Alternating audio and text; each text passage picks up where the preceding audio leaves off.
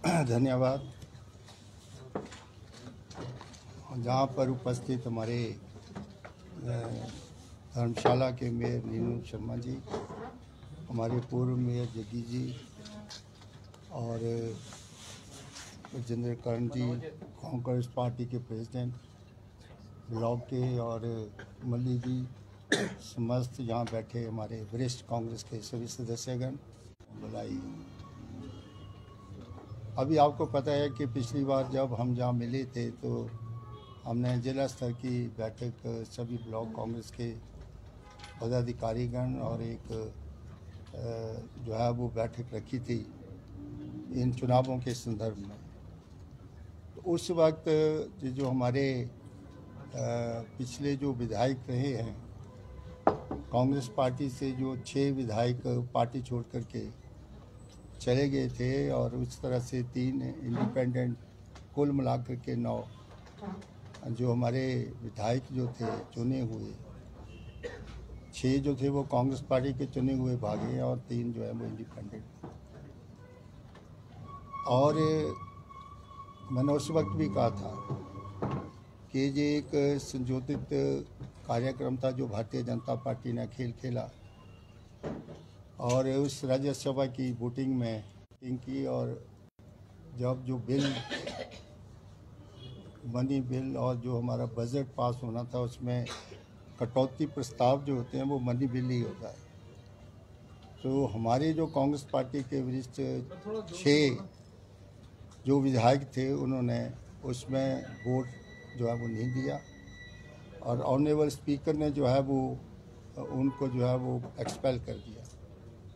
इस संदर्भ में वो सुप्रीम कोर्ट में गए और सुप्रीम कोर्ट ने कहा कि आपको पूरा चैनल जो है उसको एग्जॉस्ट करना चाहिए था, आपको हाई कोर्ट जाना चाहिए था और आप सीधे जो है वो सुप्रीम कोर्ट आए और सुप्रीम कोर्ट ने हमसे 3 चीज़ों के ऊपर पूछा कि आपने जो है वोट में जो है वो हिस्सा नहीं, और आपको स्पीकर ने जो है वो अंडर रूल्स जो भी बनता है उसमें आपको एक्सपेल किया गया पार्टी से।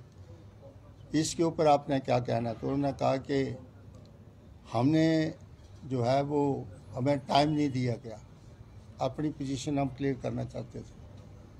तो उन्होंने कहा कि आपको नोटिस दिया गया और उस नोटिस का जवाब जो था वो जो स्पीकर जो था उसने उसका नोटिस को देने के बाद आपको सुना और सुनने के बाद उसने अपना फैसला दिया। तो क्या आपको जो है वो टाइम नहीं मिला? और कितना टाइम आपको चाहिए? लेकिन उसके ऊपर वो अपनी बात नहीं रख सके।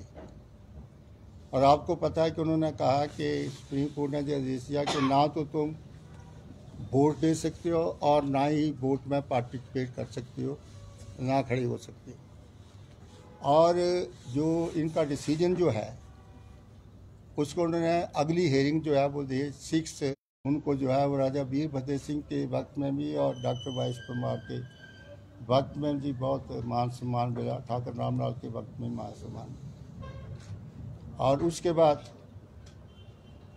सुधीर शर्मा की जो सीट थी वो रिजर्व, और श्री वीरभद्र सिंह जी उस वक्त स्वर्गीय हमारे मुख्यमंत्री थे और उस वक्त जो है वो जहाँ से लोकल प्रत्याशी को टिकट ना दे करके सुधीर शर्मा को कांग्रेस पार्टी ने जहाँ टिकट दिया और हम सब लोगों ने मिलकर के उस वक्त सुधीर शर्मा को जिताया और जहाँ से वो एमएलए में।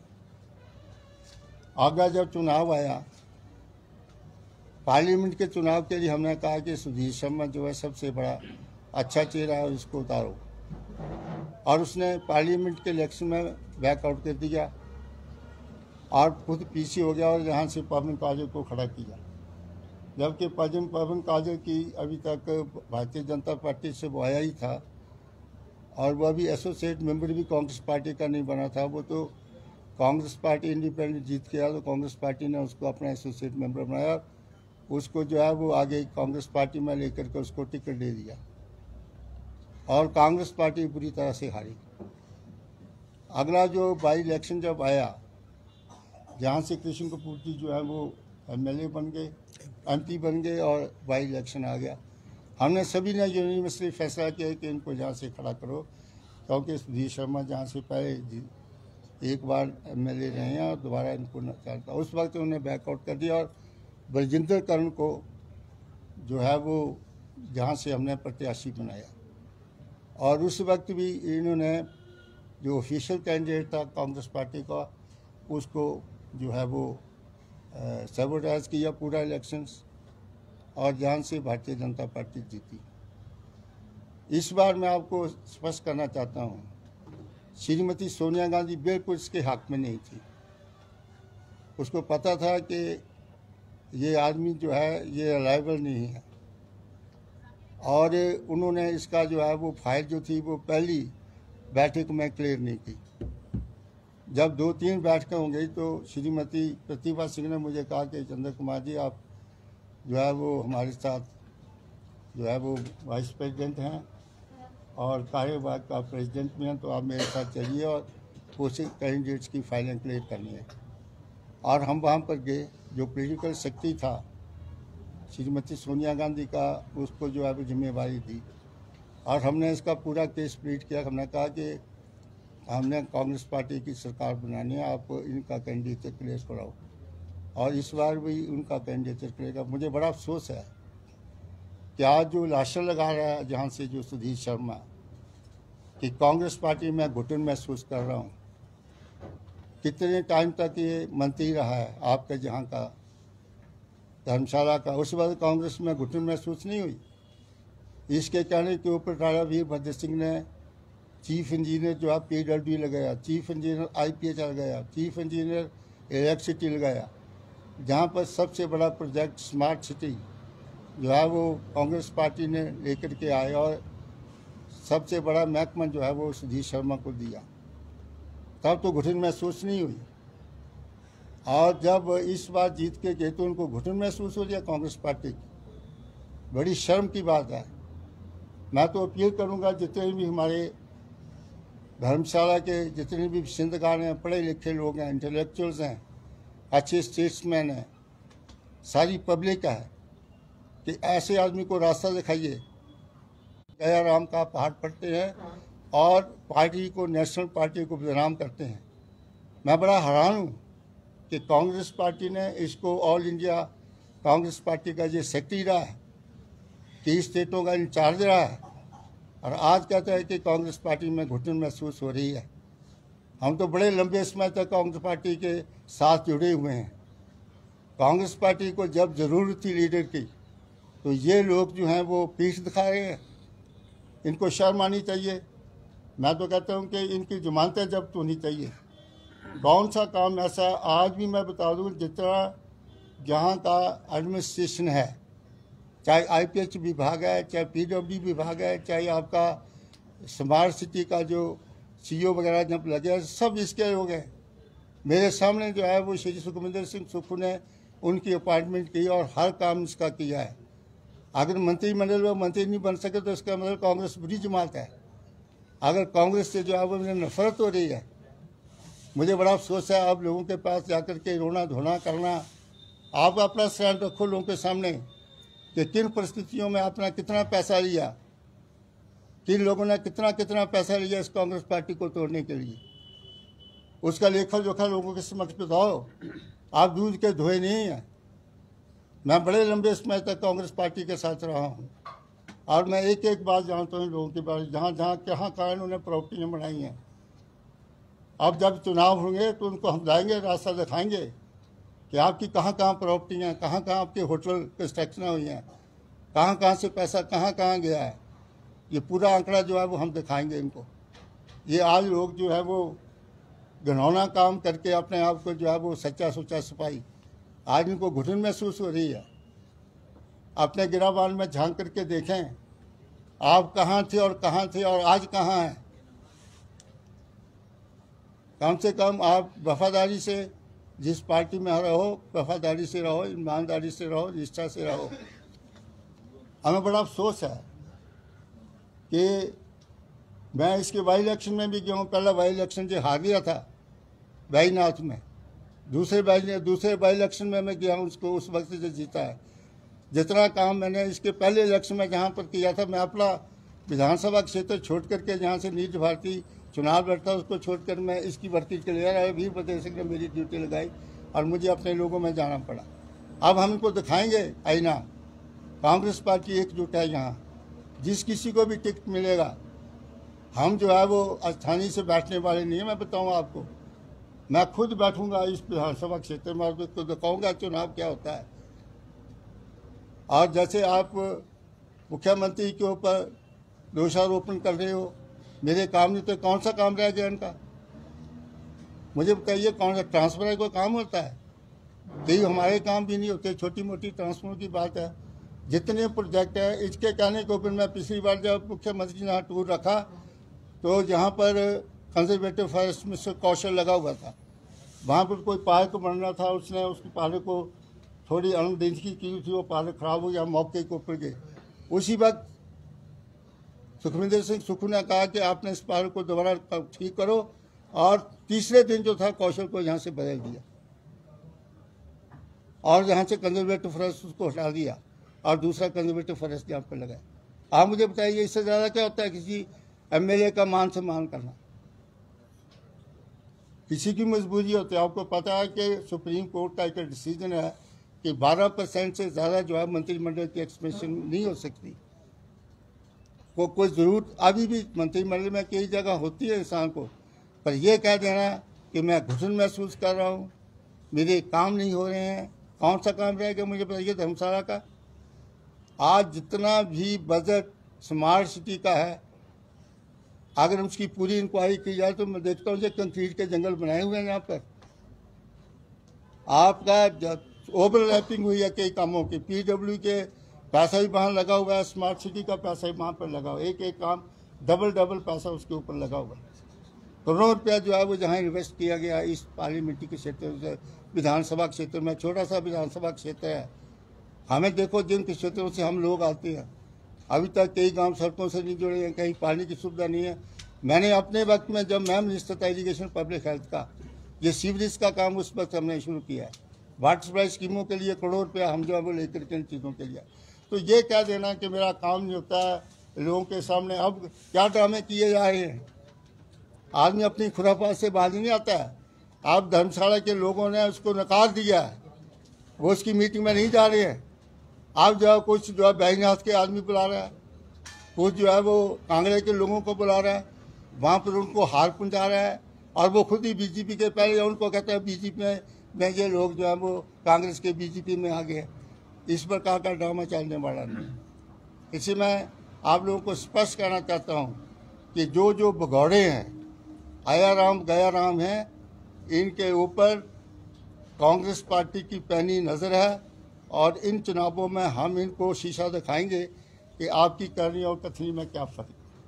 और मैं ये भी कह देता हूँ सुधीर शर्मा को, ये मेरे लड़के की उम्र का है, हम इस परिवार का बड़ा रिगार्ड करते थे, लेकिन जिस प्रकार से जो मुख्यमंत्री के ऊपर, कांग्रेस पार्टी के ऊपर इस प्रकार के आरोप, निराधार आरोप लगाना मेरे काम नहीं होते, मैं घुटन महसूस करता हूँ। हम लीडर बना करके भेजते हैं भारतीय जनता पार्टी में, और वहाँ पर जो बौने होते हैं, वहाँ पर जो लेबर का काम करते हैं, हमारे पास लीडर हम इनको बना के भेजते हैं। आप देखो, आपकी जो लीडर बना के हमने भेजा उसका सामने देख लो कांगड़े के विधायक की क्या हालत है। आप देख लो मधु राम सिंधिया जो था वो लीडर बना करके कांग्रेस पार्टी ने भेजा, वो तो मुख्यमंत्री का कैंडिडेट था मध्य प्रदेश में। आज जगह जगह जो है वो वहाँ पर जो है वो अपनी पार्लियामेंट क्षेत्र की जो है वो खाक जो है वो कर रहा है। मुख्यमंत्री नहीं बना, आप उसको पार्लियामेंट का टिकट दिया कि आप जाकर के चंबल रवानी से दोबारा वोट मांगो, वहाँ जाकर के जो है वो अपने जो है वो पोस्टर लगाते हैं, वहाँ जाकर के जो है वो भारतीय जनता पार्टी की पूरी सेवा करते हैं, और जहाँ कर आकर के लीडर मत। अब भारतीय जनता पार्टी इनको सिखाई कि राजनीति क्या होती है। अब गया ना भारतीय जनता पार्टी में, मैं इसको दिखाऊंगा कि 10 साल के बाद यही क्या करतूत होगी, और 10 साल के साथ फिर ये दोबारा हाथ जोड़ करके आएगा कि जनाब मुझे यहाँ जगह दे दो। कांग्रेस पार्टी में तो है, बहुत से लोग हैं वो वापस आए हैं। वहाँ देख लो लाल सिंह की क्या होती है इसमें जम्मू में, ईडी के और सीबीआई ने उसको अंदर ठोका तो अब दोबारा वापस कांग्रेस पार्टी में आया। ये सारे वापस आएंगे, मैं आपको बताऊं। आज तो इनको जो है वो कांग्रेस पार्टी बुरी जमात लग रही है, लेकिन कांग्रेस पार्टी में संयम है। कांग्रेस पार्टी हमेशा जो है मान अदब के साथ एमएलओ की या जो हमारे पार्लियामेंट के मेंबर होते हैं उनकी रिस्पेक्ट करती है।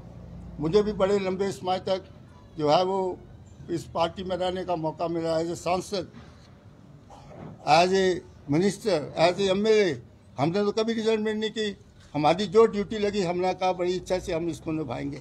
और मुझे बड़ा शर्म आती है आज जितने हमारे ये 6 लोग भागे गए हैं कि बैकग्राउंड देखो, सारे कौन हैं ये, सारे देखो क्या है, कांग्रेस पार्टी में चलने के लिए आए हुए थे, अब घोड़े बने हुए हैं और रो रो करके घड़ियाली आंसू बैठा करके लोगों को जो है वो ये करने के लिए कि जी हमारे साथ बेइंसाफी। कौन सी बेइंसाफी उनके साथ, मुझे बताओ। कांग्रेस पार्टी में मान सम्मान मिलने के बावजूद भी तुम इस प्रकार क्या कर रहे हो। तो मैं इसलिए आपको स्पष्ट करना चाहता हूँ कि पहले तो ये कॉन्स्टिट्यूशन को नहीं मानते हैं, अभी सुप्रीम कोर्ट का डिसीजन आया नहीं है, और पहले भारतीय जनता पार्टी की मालें जो अपने घरों में डाल करके पटे डाल कर घूम रहे हैं। हो सकता है कि जो इनका केस जो है वो सुप्रीम कोर्ट में है, लास्ट वर्डिक्ट पता नहीं क्या आता है। अगर जिस लाइन के ऊपर उन्होंने पिछला वर्डिक्ट दिया, इस लाइन के ऊपर कहीं वर्डिक्ट आ गया तो ये वैसे भी डिबार हो जाएंगे चुनाव लड़ने में। फिर किसके पास जाएंगे, फिर किसकी झोली में जा करके बोलेंगे। तो मैं इसलिए कहना चाहता हूँ कि अभी तक कांग्रेस पार्टी के बहुमत है, ये जितना भी जो है वो इधर उधर जा करके आया राम गया राम कर ले, लेकिन इनकी बात जो है वो बढ़ने वाली नहीं है। कांग्रेस पार्टी सभी सीटों के ऊपर बड़ी जल्दी से प्रत्याशी जो है वो घोषित करने जा रही है, और हम जो है वो सारे एकजुट होकर पूरी कांग्रेस पार्टी, चाहे ब्लॉक कांग्रेस कमेटी या डिस्ट्रिक्ट कांग्रेस कमेटियाँ, जो जिम्मेवारी हमें मिलेगी हम निष्ठा से ईमानदारी से जिस कैंडिडेट को हम जहाँ से डिक्लेयर करेंगे उसके पीछे चल करके कांग्रेस पार्टी को जिताएंगे। मैं इसलिए भी आपको स्पष्ट करना चाहता हूँ कि इनको कॉन्स्टिट्यूशन को देखना चाहिए, सुप्रीम कोर्ट का फैसला देखना चाहिए। भारतीय जनता पार्टी में पटा डाल करके जो है वो लीडर नहीं बन जाते हैं। ये वहाँ पर वही काम करेंगे जो मैंने अभी बताया कि जैसे लाल सिंह करता था, माधोराम सिंधिया करता है, चितन प्रसाद करता है। ये लोग भागे हुए थे, आज उनकी क्या रहता है वहाँ पर। चुनाव लड़ो फिर आओ, फिर लगा देंगे। तुम तो पोस्टल बॉय पहले जो है वो वहाँ पर जो है वो हमारे झंडे जो है टांग करके आओ, हम लीडर बना के भेज हैं इनको, और वो इनको जो है वो नीचे रखते हैं पिछली कतार में, वहाँ बैठो जाकर, अब भी बैठेंगे वहाँ निचली कतार पे। तो ये चंद बातें मैंने आपसे करनी थी। मैं इसलिए आ गया था कि इनकी जो स्टेटमेंट आई कि जी मेरा जो है वो दमन हो रहा था, मेरा जो है वो बात नहीं सुनी जा रही थी। पूरा एडमिनिस्ट्रेशन, पूरी की पूरी जो सरकार जो थी, इसके जो मुख्यमंत्री श्री सुखविंदर सिंह सुक्खू ने कोई काम ऐसा नहीं जिसको जो इस इलाके में इसके लिए नहीं किया हो।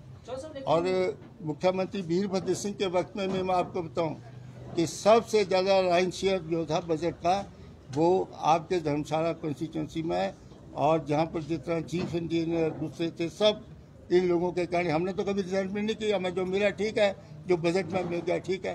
हम भी कोई रिवोल्ट कर सकते थे, मेरे से ज़्यादा सीनियर आदमी कौन है जो रिवोल्ट नहीं कर सकता। लेकिन हम पार्टी के पक्के सच्चे सुच्चे सिपाही है, ईमानदारी और निष्ठा के साथ हम पार्टी की सेवा करते हैं। यही सबसे बड़ी देन है हमारी। तो ये चंद बातें मैंने आपसे करी, कोई आपने बात करनी पड़ती। आज नेता प्रतिपक्ष यहीं पर थे धर्मशाला में, राष्ट्र प्रथम अभिनंदन समारोह उन्होंने किया सुधीर शर्मा को लेकर, और परिचय भी करवाया है कार्यकर्ताओं के साथ। उन्होंने तो ये कहा है कि 4 जून को न केवल केंद्र में बल्कि प्रदेश में भी जो है वो उनकी सरकार होगी। वो शक्ल देख लेंगे अपनी 4 जून को कैसे आती है। ये भागे दौड़े क्यों कर रहे हैं भाई। हिंदुस्तान का प्राइम मिनिस्टर अगर बहुत पावरफुल है तो दक्षिण भारत में क्यों भीख मांगने जा रहा है, एक एक कंस्टिट्यूंसी में एक एक गली कूचे में क्यों घूम रहा है। इसको डर है ना कि हम आने वाले नहीं हैं, तभी तो भागे हुए हैं। कभी ईडी का प्रयोग करो, कभी सीबीआई का प्रयोग करो। और जितना मैंने उस दिन भी आपको प्रेस में वार्ता में मैंने कहा कि जितने भी चुनावी बॉन्ड्स जो इन्होंने उसमें से पैसा इकट्ठा किया है, बड़े बड़े जो हमारे कोऑपरेटिव सेक्टर्स के और कॉरपोरेट सेक्टर्स के जो इंडस्ट्रियलिस्ट थे उनके गला दबोच करके उनसे पैसा लिया इन्होंने। अब मुझे पहले डीएलएफ के ऊपर इन्होंने केस किए। डीएलएफ में तो वो रॉबर्ट वटेरा का शेयर था, उसके ऊपर उन्होंने केस दर्ज कर दिया। और उसी डीएलसी से करोड़ों रुपया उन्होंने लिया, उनसे तो करोड़ों रुपया लिया वो बॉन्ड्स में, और उनसे पैसा लिया है। तो जितने कारपोरेट अभी जो आपका नवीन जिंदल जो भाग करके गया है, वो भी, उसको भी ईडी के छापे हैं, उसको भी ये जो आभास था कि उन्होंने मुझे अरेस्ट कर लेना है, क्योंकि उसके पास जो है वो कोल ब्लॉक हैं, तो उसके पीछे भी इन्होंने ईडी और सीबीआई लगी है। जितने भी कांग्रेस के समर्थक लोग, जो मैं बताऊं आपको, 50% से 60% जो लोग कांग्रेस पार्टी छोड़ करके भारतीय जनता पार्टी में गए हैं, वो मजबूरी से गए हैं। उनके पीछे, क्योंकि वो कॉरपोरेट सेक्टर के लोग हैं, इंडस्ट्रियलिस्ट हैं, उनके गले जो है उसको पकड़ करके उनसे पैसा वसूल कर रहे हैं, और इस तरह से उनको जो है वो कहते हैं कि जाओ तो जेल जाओ, नहीं तो हमारी पार्टी में ज्वाइन करो। सर, तो क्या लगता है ये भी वैसे ही गए होंगे, इनके भी गले में? इनके भी ईडी के छापे गए हैं। लेकिन नेता प्रतिपक्ष तो ये कह रहे हैं कि खुद मौजूदा सरकार नेता प्रतिपक्ष होगा कि भारतीय जनता पार्टी के किस बड़े नेता के ऊपर ईडी का, क्या ईडी का और सीबीआई का कौन सा छापा पड़ा है? एक बता दो, कोई बता दो सारे हिंदुस्तान में कि कोई इंडस्ट्रियलिस्ट जो बीजेपी के साथ है, जिसके ऊपर इस ऐसे कॉरपोरेट हाउसेज है, करोड़ों रुपया जिनको ने फंडिंग किया है, उनके ऊपर कोई जो है वो कोई छापे पड़े। मैं आपको बता दूं, जो कुछ इलेक्ट्रल बॉन्ड्स में जो है वो पैसा जिन लोगों ने जो है इनसे वसूल किया है, और मैं बता दूं आपको कि जब भारतीय जनता पार्टी सत्ता से हटेगी, वो भी अंदर होंगे, जिन जिन लोगों ने इनको पैसे दिए और जिन जिनको दिए हैं वो भी अंदर होंगे। इसके ऊपर भी चलेगा। संभाले नहीं संभल रहे विधायक, संभालने की बात, ऐसी बात नहीं है, संभालने की बात नहीं है। ये बताओ कि इनका जो चेहरा वो बेनकाब तो हुआ नहीं। आपको क्या जरूरत पड़ी है कि उनके पीछे आप होटल बुक कराओ, उनके पीछे आप जो है वो चार्टर्ड प्लेन रखो, उनके पीछे जो है वो आप जो है वो पैरा फोर्सेस उनको प्रोटेक्शन के लिए घरों में लगाओ। उनको कौन उठा के जा रहा है? हमारा तो कोई आदमी उनको मिलने नहीं गया और ना किसी ने उठाया कि जाए बाहर में, जहाँ जाते हैं जाएं। इनको क्या जरूरत पड़ी है? इनकी तो सरकार भी बनने वाली नहीं है। कांग्रेस खज्जल हो चुकी है, खज्जल नहीं, मैं आपको बताऊँ इनकी सरकार भी बनने वाली नहीं है। ये जो ड्रामा रच रहे हैं, कि आगे देख लो कि इनका कोई ड्रामे से आप भी बता लो, आप पढ़े लिखे बैठे लोग, मुझे बताओ कि इनके पास है कितने? अगर 25 में से वो 3 के भी डिजाइन जो है वो एक्सेप्ट नहीं हो रहे, वो तो स्पीकर की जो पावर है उसकी एक्सेप्ट करने, करे ना करे। क्या लगता है उनको भी कांग्रेस पहले जैसी पार्टी नहीं रही है, उनका कहना है। क्या डिफरेंस कांग्रेस में है सर? आप तो काफी साथ उसको बोलना कि आपने बापू से पूछना था, तो बेचारा स्वर्ग में चला गया कि पहले वही कांग्रेस में क्या वो कहाँ था और उसको क्या बनाया। यही कांग्रेस है। लेकिन इस प्रकार के दगाबाज, इस प्रकार के धोखेबाज इंसानों की कांग्रेस पार्टी नहीं है। कांग्रेस पार्टी अच्छे साफ सुथरे लोगों की है, ऐसे लोगों की नहीं है जिनकी जो है वो अंतरात्मा जो है वो हमेशा जो है वो खुराफात करने में रहती है। ऐसी कांग्रेस पार्टी नहीं है। ओबीसी में प्रदेश का बहुत बड़ा चेहरा है, पुराने कद्दावर लीडर है, तकलीफ को भी जानते होंगे। एक बात बताइए, ये जो ओबीसी का सर्टिफिकेट बनता है, जाति सर्टिफिकेट, हर 1 साल के लिए बनता है, क्या 1 साल के बाद ओबीसी की जाति चेंज हो जाती है? व्यवस्था नहीं, उसमें एक इसमें क्रीमी लेयर है। उस क्रीमी लेयर में एक पर्टिकुलर इनकम जो है वो इसमें रखी है। तो कई बार ऐसा होता है कि कुछ लोग नौकरी में चले जाते हैं, अब वो क्रीमी लेयर से बाहर चले जाते हैं। तो एक तो ये है, एक रीजनिंग ये भी है। लेकिन एक बार जो सर्टिफिकेट बन जाता है उसको 3-4 साल के बाद ही रिव्यू करना है। तो क्या 3-4 साल के बाद जाति चेंज हो जाती है? जाति का नहीं होता ना, उसमें इनकम स्लैब भी है। जाति तो बोल 1 साल के लिए वैलिड होता है। नहीं, उसमें मैं बताया तो है आपको कि मान लो कि एक परिवार में ओबीसी का सर्टिफिकेट बन गया, वो क्रीमी लेयर में नहीं है, लेकिन उसके घर का परिवार का, सुनो मेरी बात, उसके परिवार का कोई आदमी सर्विस में चला जाता है, तो जब उसकी इनकम ऐड हो जाएगी तो वो क्रीमी लेयर में आएगी। जो स्टूडेंट 16-17 साल की एज का है उसकी कौन सी इनकम बढ़ जाएगी, या जो जॉब के लिए अप्लाई करता है वो साल बाद नहीं, चलो वो तो उसमें उसके ऊपर विचार किया जा सकता है। कितनी आवाज उठाई जाती है? अब इसके बारे में मुझे कुछ ज़्यादा नहीं जानकारी कि 1 साल के लिए बनते नहीं, इनके बारे में नहीं। मुझे दूसरा क्या कि हम कितनी रिजर्वेशन दी, ओबीसी के बारे में आपको नॉलेज नहीं है? नहीं, क्यों नहीं। आप मुझे बताइए ना कि 27% जब हमने रिजर्वेशन भारत सरकार में दी, ओबीसी और उसमें ओबीसी के लोगों को स्थायी, सुनो मेरी बात तो सुन लो, 27% की रिजर्वेशन हमने भारत सरकार में दी, तो उसमें जो क्रीमी लेयर जो थी, उस क्रीमी लेयर को भी हमने बढ़ाया है। पहले 3.5-4 करोड़ की थी, उसको बढ़ा करके हमने लाख थी, उसको हमने 4-4.5 लाख कर दिया। तो कई बार जो है वो क्रीमी लेयर जो है वो उसको बदलते रहते हैं, तो कई बार लोग जो है वो उसमें आ जाते हैं, तो उनको जो है वो फिर इनका का जो क्राइटेरिया वो उनके ऊपर रहने लगता है। सर आप सेंट्रल यूनिवर्सिटी लेके आए थे हिमाचल के लिए, सुक्खू जी 30 करोड़ जमा नहीं करवा पा रहे हैं। आप कांगड़ा के मंत्री हैं, बहुत वरिष्ठ लीडर भी हैं कांगड़ा के। देखिए मैं आपको बताऊं,